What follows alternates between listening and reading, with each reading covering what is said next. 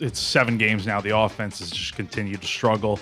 At some point, do you feel like a change is needed? Whether it's I made a change last week, Jack. But I'm talking about the play calling. Every week we're continuing to look at how to be better, and every week I do that. And every week I will continue to do that and continue to evaluate that. What gives you hope that the play Next calling? question. Okay.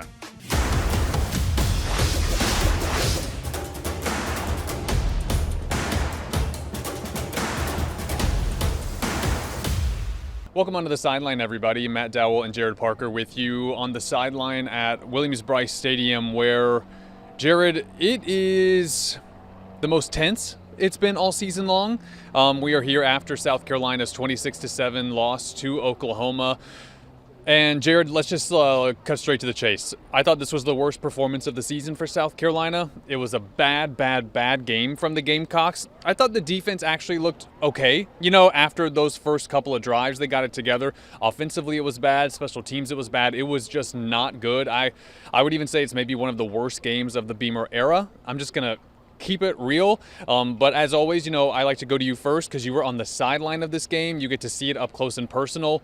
What was the vibe of this game from the Gamecocks? What insight can you give us onto what you noticed on the sideline today? I mean, like you said, it was tense. It was uncomfortable. The vibe from the fans. I mean, I know a couple Fire Shula chants got loud enough that you all heard it in the press box, but that wasn't just a 1 or 2 time thing.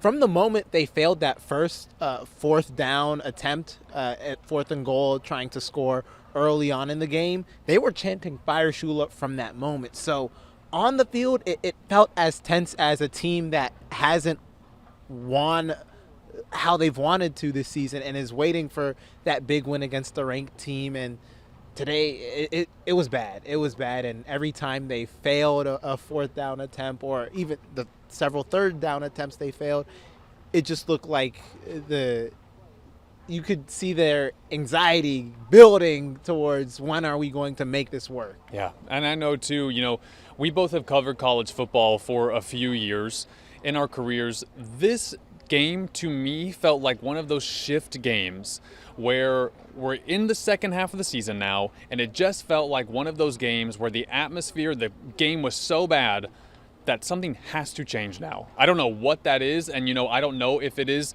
Mike Shula is going to be fired. You know, they already fired Lonnie Teasley, the offensive line coach, so by the time this podcast comes out on Sunday morning, there might be changes, you know, that we don't know of at this moment, but it just feels like something has to change. I think the offense is that bad, because when you have someone like Lenore Sellers, when you have Nick Harbor, and that's the thing, Jared, this team has so much talent. They have so much talent, but they're not doing anything with it, especially on the offensive side of the ball. Again, you could argue the defense has played pretty well, but when the offense is as tragic as they are right now, the defense can only do so much. You know, against these other SEC high-profile teams, you can only ask so much of them.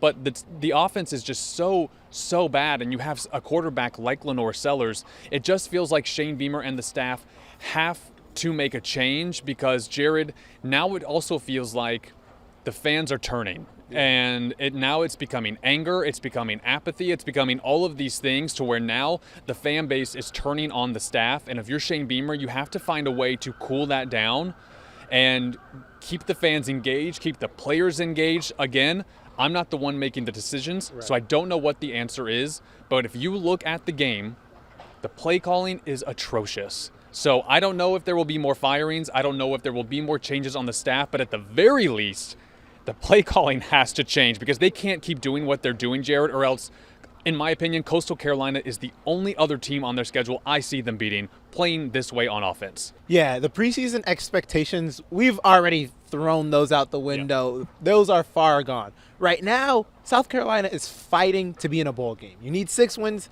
to be bowl eligible. You have Clemson maybe and Coastal Carolina likely. They're fighting to just get to a bowl. And it's like you said, something has to change if that's even a conversation for right now. The only problem is you fired Lonnie Teasley. If you fire Shula, you can only keep going up so much until it's Shane Beamer on the hot seat. And I know that everyone has emotions after this game. I know everyone is feeling a lot of things. I don't know the fire Beamer stuff, I don't know. I personally feel like it's too early for all of that. Yeah. For me personally, I don't think that is warranted right now.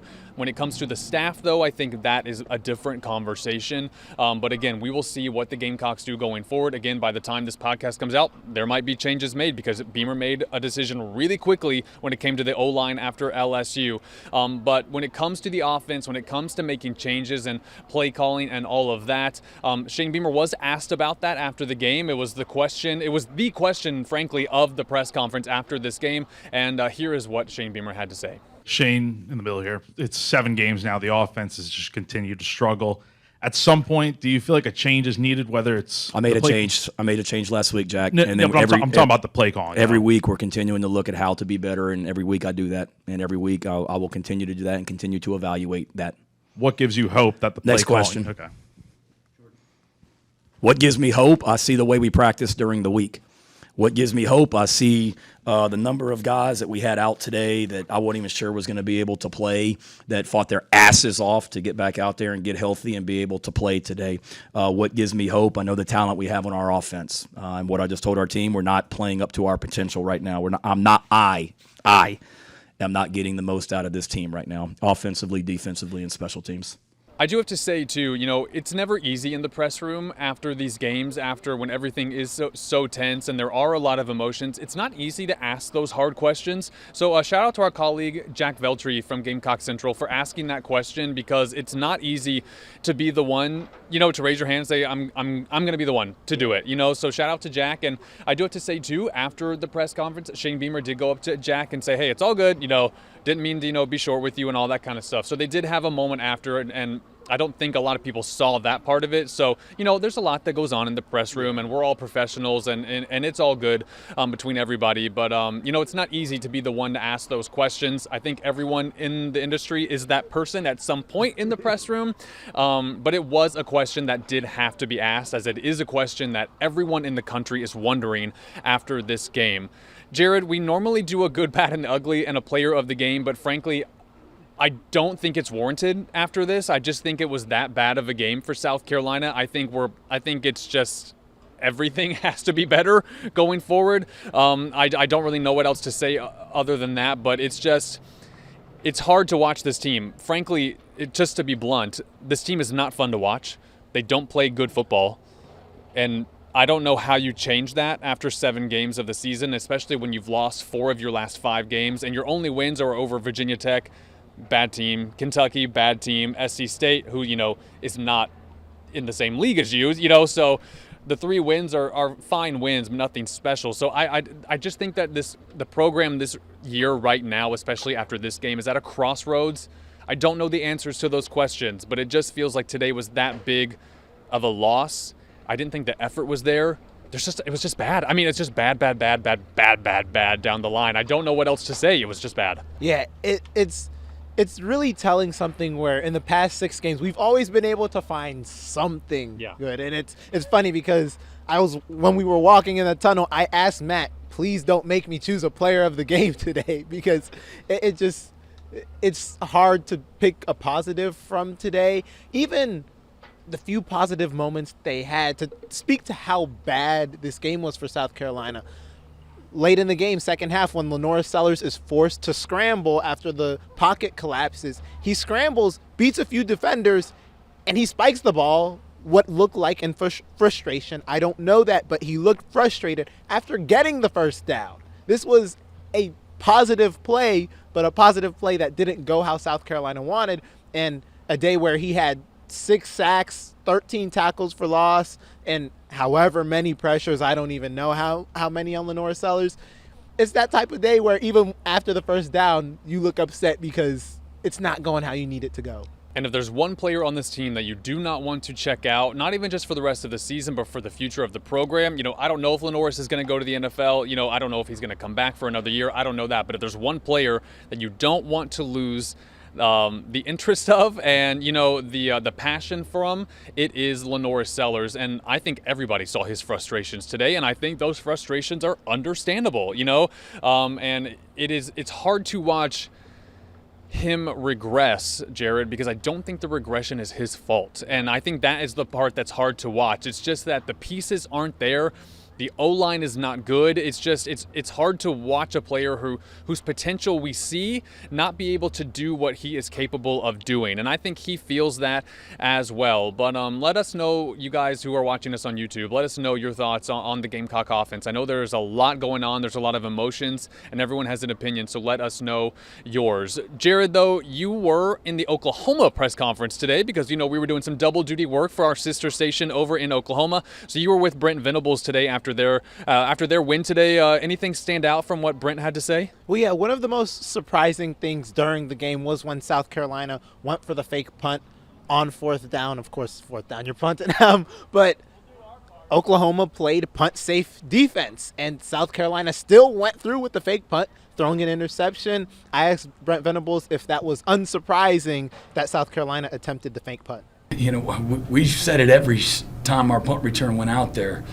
It was a bunch of times. I don't know how many times they punted, how many times they punt. A lot. But, Coach Beamer's done an amazing job. That unit has been a real weapon for him for several years in creating big plays and explosive plays. And, that was a huge focal point for us of not allowing, stopping a fake, sniffing out a fake.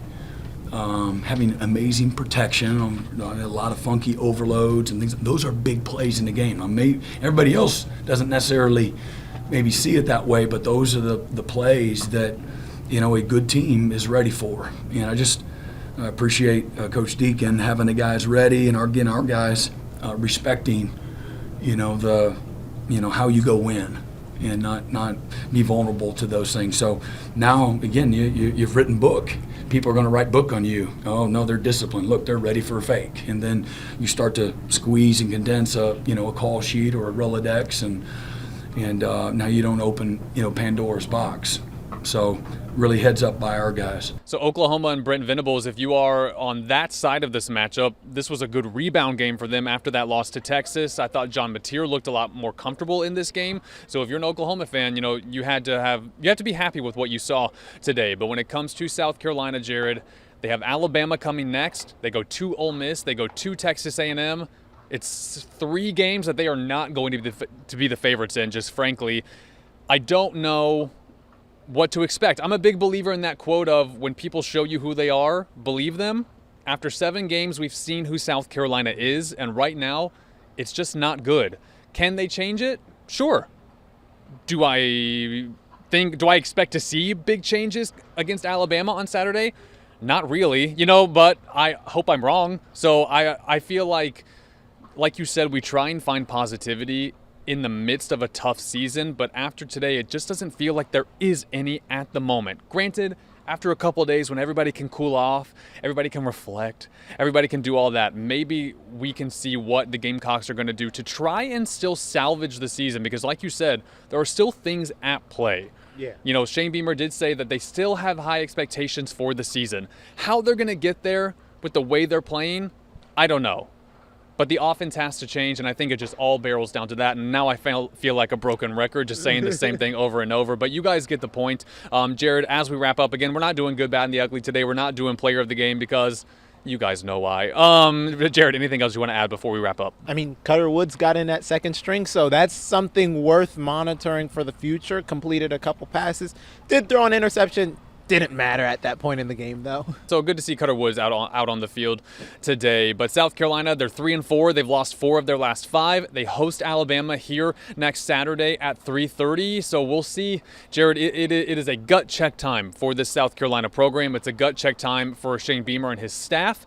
So we will see what happens going forward. But right now, it's not good, and that's not a fun place to be at. If you are part of this team, if you're a fan of this team, if you're media covering this team, it's not fun right now. I think that's been the hardest part of this season, is that it doesn't feel like anyone's having fun. It doesn't, and that's never a good place to be at for a program. So hopefully some fun and some good moments are in the future. Right now, it doesn't look or feel that way. But again, still 5 games left on the schedule. South Carolina does have time to correct things. So we will see if that is what they do or if this is what we're going to continue to see throughout the season. It's really a wait and see game from here. He's Jared Parker. I'm Matt Dowell. We'll see you later on in the week for our game day preview of South Carolina, Alabama, and more exclusive interviews here on South Carolina Sideline.